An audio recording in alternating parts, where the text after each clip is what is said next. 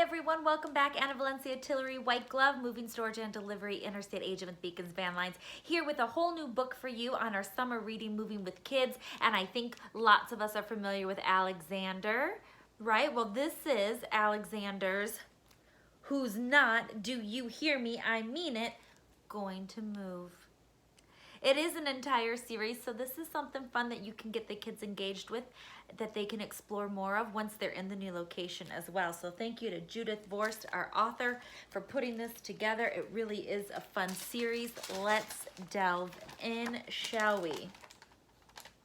They can't make me pack my baseball mitt or my I Love Dinosaur sweatshirt or my cowboy boots.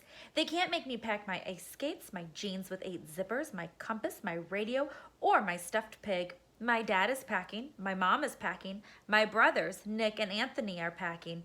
I'm not packing. I'm not going to move. I love that he's still rocking out his pajamas there, huh? He's not getting dressed either. My dad says we have to move to where his new job is. That job is 1,000 miles away. My mom says we have to move to where our new house is. That house is 1,000 miles away.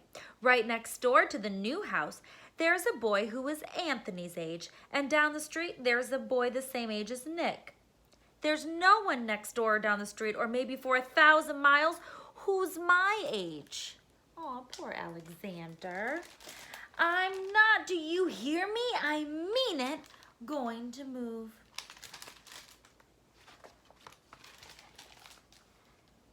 I'll never have a best friend like Paul again. I'll never have a great sitter like Rachel again. I'll never have my soccer team or my carpool again. I'll never have kids who know me except my brothers, and sometimes they don't want to know me.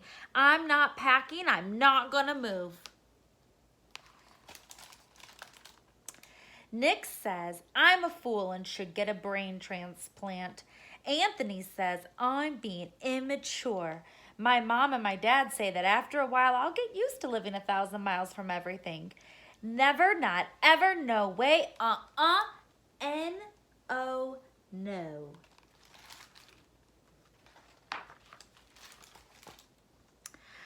I maybe could stay here and live with the Baldwins. They've got a dog. I always wanted a dog. I maybe could stay here and live with the Rooneys. They've got 6 girls. They always wanted one boy.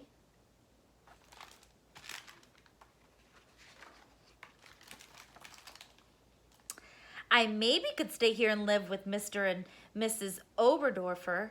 They always give great treats on Halloween.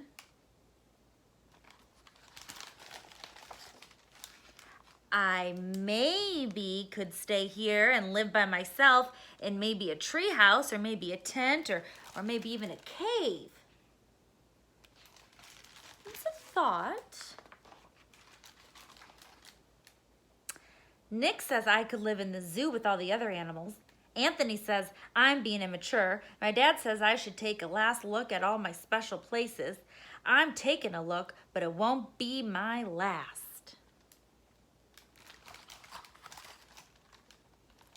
I looked at the Rooney's roof, which I once climbed out on, but then I couldn't climb back in until the fire department came and helped me.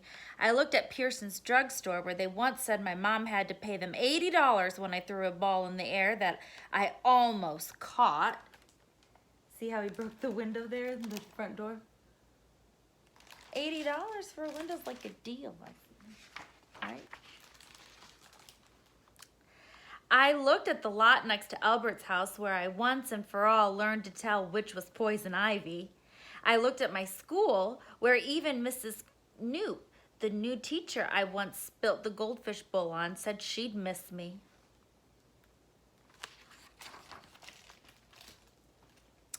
I looked at my special places where a lot of different things happened. Not just different bad, but different good. Like winning that sack race. Like finding that flashlight. Like spitting farther than Jack 3 times in a row.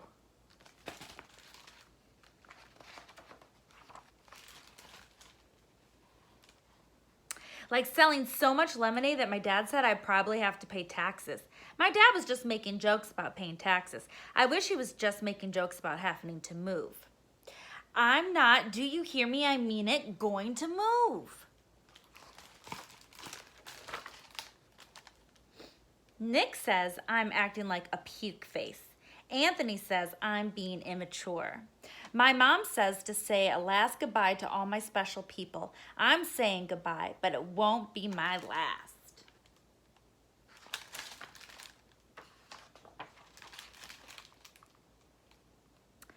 I said goodbye to my friends, especially Paul, who is almost like having another brother, except he doesn't say puke face or immature.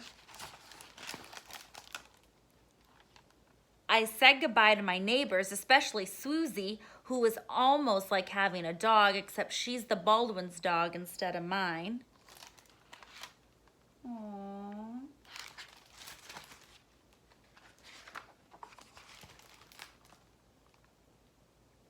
I said goodbye to Rachel, who taught me to stand on my head and whistle with 2 fingers, but she says don't try to do both at the same time. I said goodbye to Seymour the cleaners, who, even if it's gum wrappers or an old tooth, always saves me the stuff I leave in my pockets. I said goodbye, a lot of goodbyes to a lot of people, and got a lot of hugs and kisses. Enough hugs and kisses to last a person's whole life. I said a lot of goodbyes, except I'm staying right here. I'm not going to move. He's wiping off all the lipstick. You see that? That's so silly.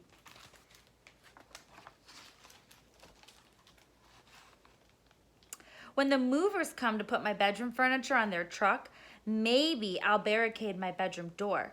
When my dad wants to tie my bicycle to the roof rack on the top of the station wagon, maybe I'll lock up my bike and bury the key. When my mom says, finish packing up, it's time for us to get going, maybe she'll look around and she won't see me. I know plenty of places to hide where they'll never find me. Like behind the racks of clothes at Seymour the Cleaners, like underneath the piano in Eddie's basement, like inside the pickle barrel at Friendly's Market, or maybe I could hide in the weeds in the lot next to Albert's house now that I know how to tell which is poison ivy. I'd rather have poison ivy than have to move.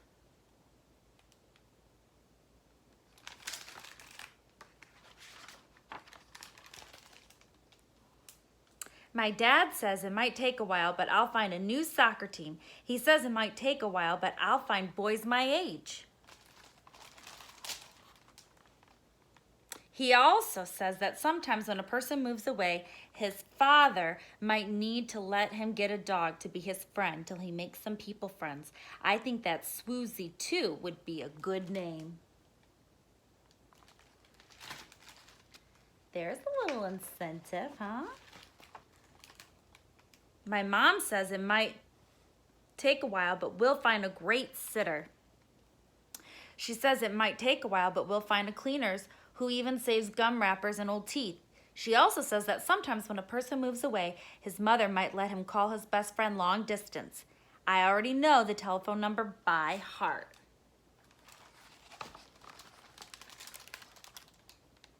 Let's see, can you see that? There we go. Paul gave me a baseball cap. Rachel gave me a backpack that glows in the dark. Mr. and Mrs. Oberdorfer gave us treats to eat for 1,000 miles. Nick says if I'm lonesome in my new room all by myself, he might let me sleep with him for a little while. Anthony says that Nick is being mature.